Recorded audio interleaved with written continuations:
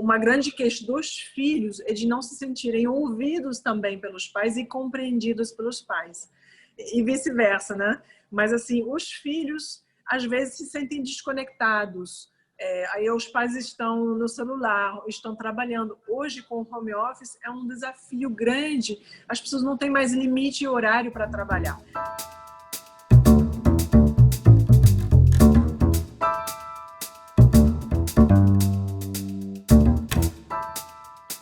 Olá, bem-vindos ao canal Leila Richas Mais.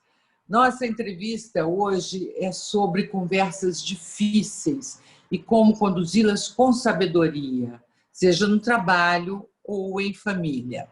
Nossa entrevistada é Marie Bendelac, especialista em comunicação não violenta, psicologia positiva e empatia. Ela desenvolveu um método para ajudar as pessoas a construir relacionamentos mais saudáveis. E é sobre isso que nós vamos conversar agora. Marie, você já está aí? Tudo bom, Leila? Tudo bom, Marie? Obrigada por aceitar nosso convite. Marie, você trabalhava só com empresas, né? No universo corporativo.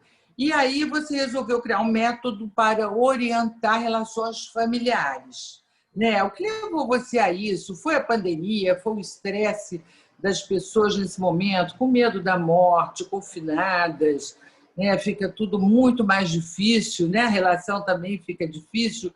Foi isso? E onde você detectou, assim, principalmente essa dificuldade das pessoas?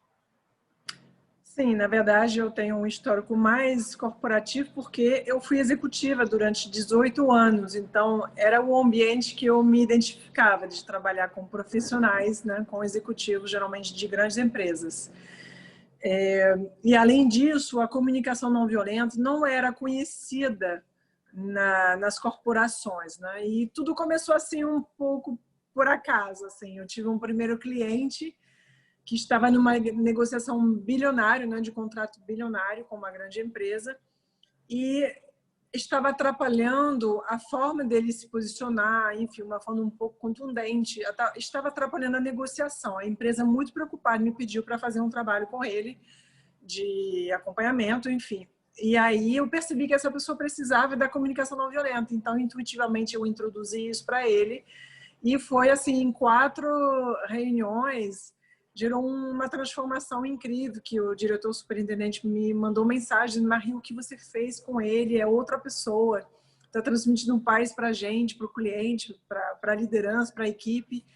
E foi ali que eu me dei conta que eu tinha alguma coisa para ajudar, para compartilhar, além da minha formação em coaching, enfim. Então, daquele momento, que foi em 2012, que eu estava participando de um programa grande de desenvolvimento de líderes, resolvi compartilhar isso no mundo corporativo, porque ninguém conhecia. Mas eu trabalhava com pessoas, assim, pessoas de modo geral, né? Profissionais acabam sendo pessoas. Então, e aí, quando você veio para o ambiente familiar, o que levou você a isso? Se tiver um caso exemplar, eu gostaria que você contasse para a gente. Então, o ano passado, na verdade, uma pessoa que me procurou profissionalmente acabou passando por uma separação, né? Uma empresária, e me pediu para ajudá-la. Eu estava desesperado porque não estava querendo essa separação, né? E os dois já estavam morados em casas separadas, e eu comecei a fazer esse trabalho com ela. Eu falei: ó, não garanto que você possa voltar com a pessoa, mas se você voltar, vai ser uma escolha consciente, vai ser numa relação mais saudável. Não era uma relação saudável, por isso que rompeu, né? E aí a gente fez um trabalho também bem objetivo, acho que foram 4 sessões também, 4 ou 6 sessões, não me lembro, acho que foram 4. E, resultado, voltaram, casaram novamente, já tinham 10 anos de casamento, né? 14, 15 anos de relacionamento, e voltaram a casar no mesmo ano, renovaram os votos, né? O ano passado. Estão casados até hoje? Sim, sim. Assim, ela até demorou para fazer um depoimento. Demorou para fazer um depoimento porque ela queria senti essa firmeza. E esse ano ela fez um depoimento publicamente lá nas redes sociais dela, enfim. Mas, Marie, mas quando você resolveu fazer esse curso online que você está dando a partir desses meses de pandemia? O que levou você a formatar esse curso? Então, na verdade, eu já atuava com pessoas no ambiente profissional e pessoal. Não tinha, às vezes, uma separação, né? Eu já atendia pessoas no ambiente pessoal também, familiar. Mas com a pandemia, de fato, eu já estava fazendo esse movimento desde o início do ano, né? Começando a desenvolver, a usar mais as redes sociais para ajudar mais pessoas, né? Porque presencialmente você acaba sendo limitado a uma parte geográfica que o mundo online não tem barreira. É verdade. E eu queria expandir para poder, né? Assim, eu não sei, a vida é curta, eu sei que eu tenho um tempo para fazer a diferença na sociedade e eu quero impactar pessoas positivamente. Então, assim, a pandemia veio só acelerando algum processo que eu já estava fazendo, começando a trabalhar no Instagram. E a pandemia, então, mostrou também um aumento de indicadores de violência que me assustou, fiquei chocada. Eu falei, eu preciso falar sobre isso, eu preciso sim trazer a comunicação não violenta, levar as pessoas a ter mais empatia. Muitas pessoas buscavam, queriam, enfim, eu estava fazendo enquete, né, no meu Instagram, e as pessoas respondiam muito que todas queriam mais empatia, que queriam saber mais sobre empatia, então queriam um curso de 21 dias para realmente assim, uma jornada de prática de comunicação não violenta e empatia na prática, né? Tudo na prática. Quais as ferramentas que você usa para orientar as pessoas, assim, as mais comuns? Então, são ferramentas que eu adquiri em muitas metodologias ao longo assim, dos últimos 10 anos, que eu fiz várias certificações em coaching, tanto no Brasil quanto nos Estados Unidos, curso em psicologia do coaching nos Estados Unidos, pós-graduação em psicologia positiva. Então, são várias ferramentas, além daquelas que eu criei. Um ano atrás, na verdade, eu criei... Mas dá para falar um pouco sobre elas, assim, quais são essas ferramentas, o que são? Então, hoje... Bom, eu trabalho com a comunicação não violenta, que é mais do que uma ferramenta, né? Para algumas pessoas é uma filosofia de vida, para outras pessoas é visto como um método, como uma série de técnicas, né? Para relacionamentos. Mas eu desenvolvi esse meu método o ano passado, que é o que eu uso hoje, juntando, na verdade, todo esse conhecimento, todas as ferramentas. Não tem como nomear ferramentas de metodologia de coaching. Mas a minha metodologia... Os pilares do seu método. Então, você trabalha principalmente o quê? As pessoas estão em casa, que não participam do mundo corporativo, não conhecem esses termos, esse linguajar. Então, o que eu queria que você falasse para a gente é assim, o que você mais trabalha nas pessoas para ajudá-las a ter conversas difíceis com mais sabedoria, a se relacionar melhor? Sim, então, eu ia chegar lá. Além de todas as ferramentas que eu ganhei em várias metodologias, estudando com psicólogos de Harvard, com especialistas dos mais avançados no mundo em termos de psicologia positiva, eu criei uma ferramenta que deu nascimento a um método maior, com várias ferramentas que eu criei, que se chama a ferramenta dos 7 passos do método Connect, porque é um passo a passo para facilitar a condução de conversas difíceis, para desarmar conflitos, para compreender e se fazer compreender. Então, esta ferramenta hoje é a principal ferramenta que eu uso para ajudar as pessoas através de mentorias, através de treinamentos corporativos, mas também através das redes sociais. Então, eu criei um curso online em maio, né, que eu comercializei em maio, para poder justamente ajudar as pessoas no ambiente qualquer, familiar ou profissional. Em família, quais são as maiores queixas das pessoas? Elas procuram esse curso, procuram sua orientação, principalmente por quê? O meu marido não me escuta, o meu filho não me ouve também, não me respeita. A dificuldade, tem muitas mulheres, principalmente, né? Isso está muito claro, a procura de mulheres por esse tipo de acompanhamento, de ferramentas, porque eu acho que elas têm mais disposição, talvez, em fazer o que for necessário para aprimorar as relações, né? Não se conformam com a agressividade, com conflitos, com a falta de empatia. Então, querem melhorar a relação com o filho, com o marido, às vezes relação com o chefe ou com a equipe, mas dentro da família é realmente a falta de empatia, a falta de diálogo, a falta de compreensão, a falta de respeito, falta de consideração. E também vem as manipulações, né? Das manipulações. Muito importante. Eu acho que nas conversas tem a agressividade, né?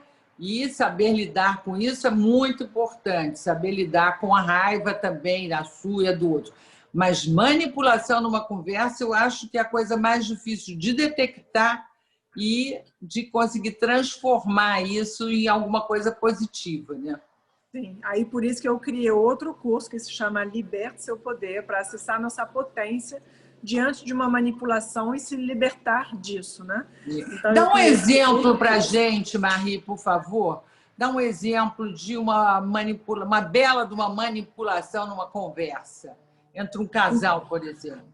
Então, eu estou falando bastante sobre isso nesse momento. Eu quero, primeiro, para ilustrar o que você está pedindo, falar sobre um vídeo que viralizou desde ontem na internet, que foi de duas meninas que brigaram no aniversário. Vocês chegaram a assistir? Não. Então, o que acontece? É muito interessante. Depois dá uma olhada no meu Instagram, porque eu postei, analisei hoje, fiz uma análise desse vídeo. Porque isso é tipicamente, assim, é característica do que a gente passa também como adultos. Então, são duas meninas pequenas, né, crianças, que estão no aniversário. Tem duas irmãs, a aniversariante e a irmã do lado. A aniversariante vai para soprar a vela, né, na hora do parabéns, e a irmã dela, que está do lado, ela vai soprando junto, e aí a aniversariante olha para ela, tipo, chateada, chocada, né? E a outra faz um olhar de deboche, de provocação, tipo, assim. Aí a menina, a aniversariante, parte para cima, pega o cabelo, né? E o que a gente vê nessa cena? A menina que fez a provocação, que não respeitou a aniversariante, alguém tenta ficar arrumando o cabelo dela, fica tudo bem, fica com, sabe, com aquele olhar a cara de anjinho, mas no fundo é um diabinho, né? Então ela fica provocando e ninguém faz nada com ela. Agora, como a menina, a aniversariante, não foi respeitada, ela acessou a raiva, né? Ela ficou com raiva e respondeu, ela acabou agredindo fisicamente a irmã, aí ela leva bronca. Então eu fiz análise desse vídeo porque eu fiquei revoltada, chocada com a injustiça, porque isso a gente vive o tempo inteiro. Violência psicológica não é reconhecida e não é minimizada. Então a gente só reage e dá assim, consequência ou, vamos dizer, punições quando a gente vê uma agressão física. Mas e a agressão psicológica? Isso acontece o tempo inteiro, porque a maioria das manipulações são agressões psicológicas veladas, sutis. Então, eu tive uma pessoa que durante 4 anos fez perseguição comigo.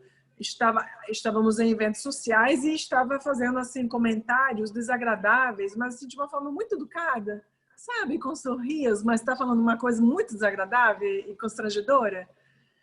E aí eu fiquei, bom, essa pessoa estava infeliz, tinha acabado de divorciar, estava com pena dela, falei, não vou nem responder. Mas 4 anos isso durou. Chegou um momento que eu cansei e eu enfrentei essa pessoa, falei, olha, mas com a comunicação não violenta, eu falei, ó, você fez isso, isso, isso, eu fui factual, eu fiquei muito incomodada com isso, estou chateada, fiquei constrangida, e eu preciso de respeito. Você não precisa gostar de mim, mas eu preciso de respeito. Então, eu te peço que daqui para frente você tome cuidado com aquilo que você está falando, principalmente publicamente. E a pessoa começou a negar, né? A manipulação é isso. Mas que isso? Está exagerando? Eu sou uma boa pessoa. Você falou exagerando. Tem muito isso. A pessoa dá uma canelada e depois diz, nossa, mas como você está armada? Vem armada. Isso é muito difícil, né, de lidar E de perceber, porque a gente leva a canelada e demora um tempo para perceber. Outra coisa que você falou aí é a ironia. A ironia nas conversas é também um fator que dificulta o relacionamento? Com certeza, Ou né? Nossa, mas que ironia ou raiva? exagero! Porque raiva é mais fácil de perceber, né? Ironia Isso, irrita muito, né? exatamente. Irrita. E o que acontece se você não domina a comunicação não violenta? Se você reage com violência, que nem essa menina que agrediu a irmã porque ficou revoltada por dentro, né? Não foi respeitada. Mas o que parece? Que a agressora foi quem agrediu fisicamente, mas a primeira que foi a agressora real. Ou a outra foi Mas vítima. o que a gente tem que ensinar justamente a viver sem a agressão física. Eu acho que viver bem é viver. A agressão física é o que há de pior, eu acho que nas relações. Né? Isso eu aí, não, então. bom, o que há de pior, isso é a visão da sociedade, mas a psicológica é muito pior. Tem mais suicídio por violência psicológica do que física. Então, eu não concordo com essa posição, mas eu entendo o que você está dizendo, porque é a forma como fomos educados a achar grave uma violência física e não psicológica. Então, assim, a minha luta hoje é um pouco sobre mostrar que a violência psicológica é tão grave quanto a violência física. E eu não concordo com nenhuma das duas. Eu não concordo com a violência. Né? Mas você concorda que as crianças estão sofrendo muito nesse momento, sem escola, sem os coleguinhas, sem os professores que elas gostam muito, né? Sem aquela confraternização e a energia que elas colocam no dia inteiro de escola? Então, os pais têm que ter um cuidado maior com as crianças. Eles devem o quê? Conversar sobre isso todo dia. O que os pais podem fazer para ajudar as crianças nesse momento que estão, sim, sofrendo muito? Sim, eu acho que é demonstrar uma proximidade, uma presença e uma qualidade de presença. Né? Quando está junto, é para procurar se conectar, ouvir. Né? Eu acho que uma grande queixa, que uma das perguntas que você me fez também, uma grande queixa dos filhos é de não se sentirem ouvidos também pelos pais e compreendidos pelos pais. E vice-versa, né? Mas, assim, os filhos, às vezes, se sentem desconectados. Aí os pais estão no celular, estão trabalhando. Hoje, com o home office, é um desafio grande. As pessoas não têm mais limite e horário para trabalhar. Não tem, né, limite geográfico, mas também passa o jantar, depois do jantar continua trabalhando, antes do jantar. Então, assim, mal param para refeições. E isso faz com que os filhos sentem que não é porque você está presente fisicamente que você está presente e conectado com seu filho. Então, prestar atenção no momento que você está com seu filho, olhar, né? Fazer uma conexão com o olhar, o toque, de repente se aproximar, fazer uma brincadeira junto, ver um filme, fazer alguma coisa junto para que o seu filho sinta a sua presença. Porque a desconexão é que é o maior perigo, na verdade. Né? O adolescente é pior? Então, tem um vídeo, um TED Talk que é muito interessante, um vídeo que fala que o contrário da adicção, né, a drogas e vícios, não é a sobriedade, mas sim a conexão. Então, estou falando de adolescente, eu estou pensando em, às vezes, o problema das drogas, do álcool, enfim, das drogas em adolescente. Por quê? Porque estão buscando uma fuga para a sensação de dor, né? A falta de conexão, a falta de empatia, de não se sentir ouvido e compreendido. Então, isso é difícil. Tem muitos adolescentes, que é uma fase vulnerável, né? Onde a pessoa é muito vulnerável, muito influenciável. Se ela não tem dentro de casa uma conexão forte, né, com uma qualidade de relacionamento, ela vai buscar isso em outro lugar. E aí qualquer amigo que se torna simpático e aí que oferece uma coisa para você consumir, aí o adolescente, para fazer como todo mundo, para se sentir aceito, aonde não se sente aceito tanto em casa, se sente mais aceito nesses grupos que fazem essas coisas, é fácil cair nisso, né? É muito fácil. Muito bem. Marie, eu tenho para mim que uma das coisas mais difíceis nas relações familiares, assim, de um modo geral, é o cuidado com os idosos. É aquela hora de discutir em família o tratamento médico dos idosos, né? Um recolhimento a uma casa de repouso, de saúde, o que fazer com os nossos idosos, bem idosos, que já não podem viver, né, por conta própria, precisam de ajuda, os cuidadores e tal. Que emoções que a gente tem que reconhecer e controlar nessa hora para que essa conversa em família, com os vários membros, né, são os irmãos em geral, e um cônjuge e tal, para que essa conversa tenha um bom termo? Eu acho que o que eu vejo é que a gente precisa ouvir mais, Leila. Eu acho que a gente precisa acolher mais, ouvir mais. A pessoa idosa muitas vezes se sente sozinha, fica reclamando porque os filhos trabalham, tem uma rotina corrida. E eu vejo assim, eu vi muitos conflitos, especificamente durante essa pandemia, devido ao fato que algumas pessoas assim idosas, então teoricamente no grupo de risco, querem viver normalmente, e aí os filhos acabam brigando. Isso é uma coisa difícil, né? Para quem ama, são brigas de amor. É muito triste, mas acaba brigando por amor, que nem os pais com os filhos também, né? Brigam às vezes por amor, porque você fica desesperado, com raiva, às vezes porque seu filho faz uma coisa que pode colocar ele em perigo, e aí você briga no lugar, né, de demonstrar a sua preocupação com amor. Então, é uma reação muito de instinto, e a gente precisa ter cuidado com nossos instintos para poder respirar, ouvir mais, prestar atenção no sentimento do outro, no seu próprio sentimento também. E tem uma coisa que me chamou a atenção nesse momento de pandemia. Alguém falou para mim assim: minha mãe, nossa, tá muito doente, toda hora fica caindo. Eu acho que ela quer chamar a atenção. Mas assim, de forma irritada, falou assim: ela quer chamar a atenção. Tipo, então, não é que ela quer chamar a atenção. Se ela faz isso, é que ela precisa de atenção. Tudo que o ser humano faz tem por objetivo de atender a necessidade. Então, ela tem necessidade de atenção. E você ficar julgando só afasta, só piora o sentimento de solidão dela. Então, demonstrar um pouquinho de compreensão de que a pessoa idosa, ela necessita de atenção, de presença também. Mas tá bom, mas eu não posso vê-la, eu não posso atender, eu não posso estar tão presente quanto eu gostaria. Tudo bem, mas muitas vezes o que a pessoa precisa é mais ser ouvida e compreendida do que você atender a necessidade dela de fato, né? Então, se você não pode ir visitá-la, porque você tem uma rotina muito corrida, tem que cuidar dos filhos, do trabalho, e sei lá o quê, fala: olha, entendo minha mãe, que você está se sentindo sozinha. Eu gostaria muito de estar mais presente. Isso está me doendo o coração de não poder, né, oferecer mais presença e atenção. Mas realmente eu não estou dando nem conta de tudo que eu preciso fazer. Então, está muito difícil para mim essa situação. Eu acho que a pessoa se sentir ouvida e compreendida faz toda a diferença. E entre os casais, hein? O que está levando mais a conflito nessa pandemia? É o estar todo dia junto, ou isso é porque já não vinha bem, um casal que se dá bem fica junto todo dia? Como é que você acha? Eu acho que, assim, casais que sentiam falta um do outro acabam se dando bem na pandemia, ficam felizes porque estão mais juntos, mas aqueles que já tinham uma relação talvez mais difícil, só ficou piorando. E a gente viu, os números mostram, né, o aumento da violência doméstica é trágica.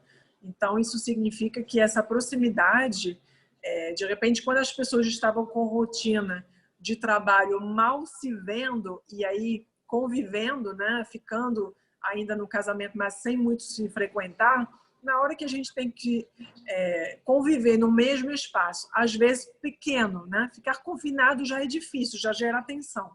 Conviver no mesmo espaço pequeno é assim, o que eu vi que incomoda? A invasão, assim, a sensação de invasão do espaço do outro, eu não tenho meu espaço, isso gera reações fortes, né? Você está no meu espaço. Às vezes, eu preciso fazer uma reunião, poxa, eu não posso passar pela sala, você está em reunião, a pessoa sente que não tem liberdade para andar pela casa.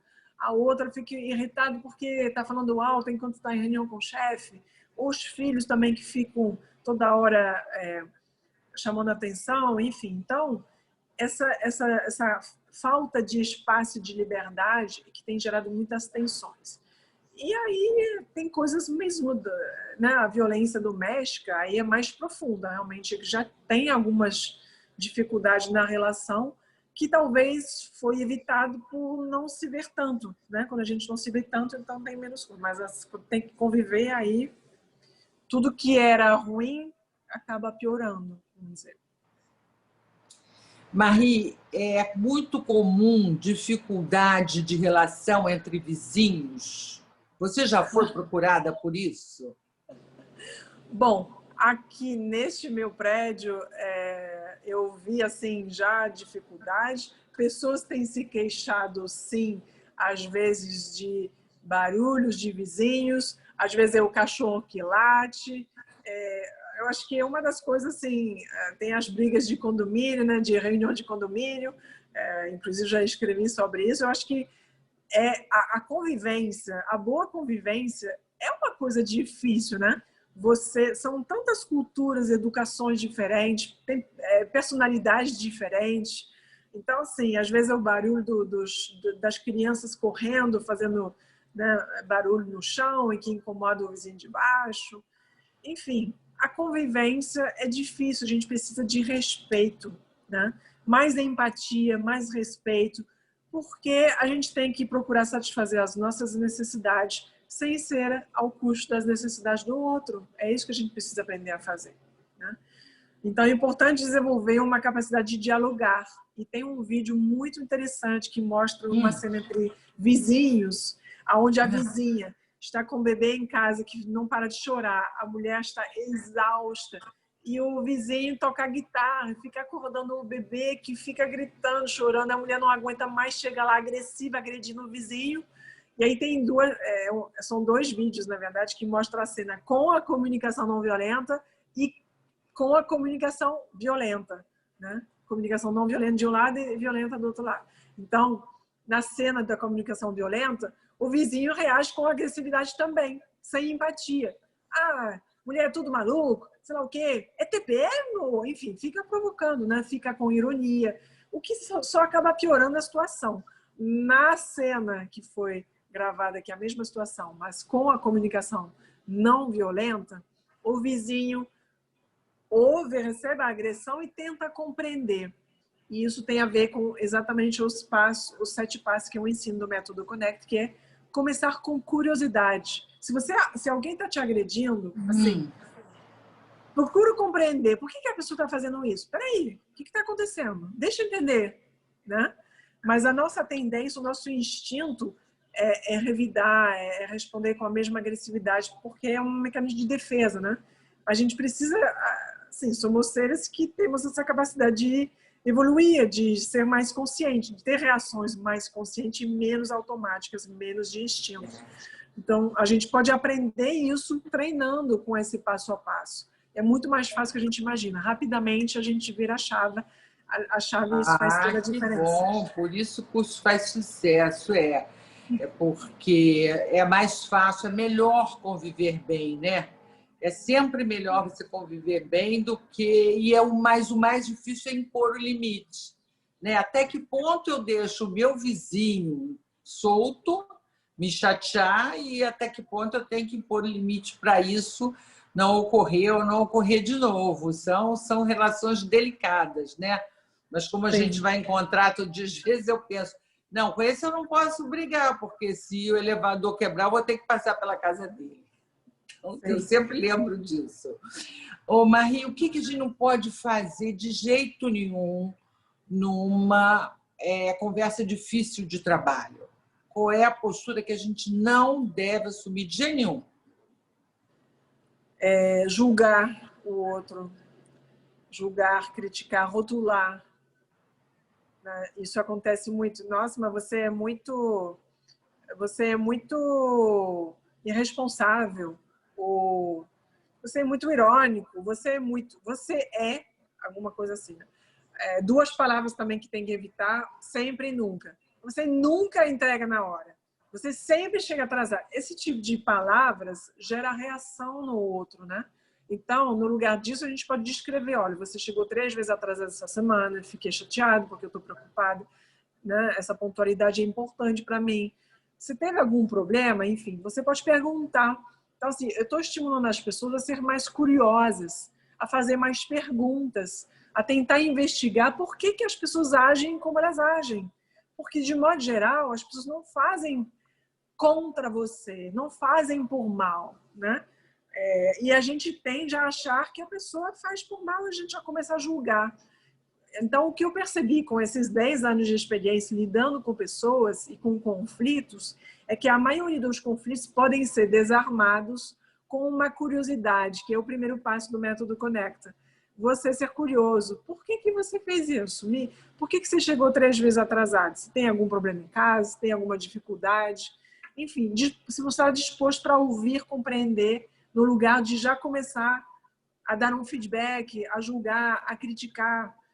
E as pessoas, assim, acho que o feedback não é apenas em empresas, né? Feedback, às vezes, é dentro de casa, a gente precisa dar feedback para o filho, para o marido, para o vizinho, para a esposa, enfim.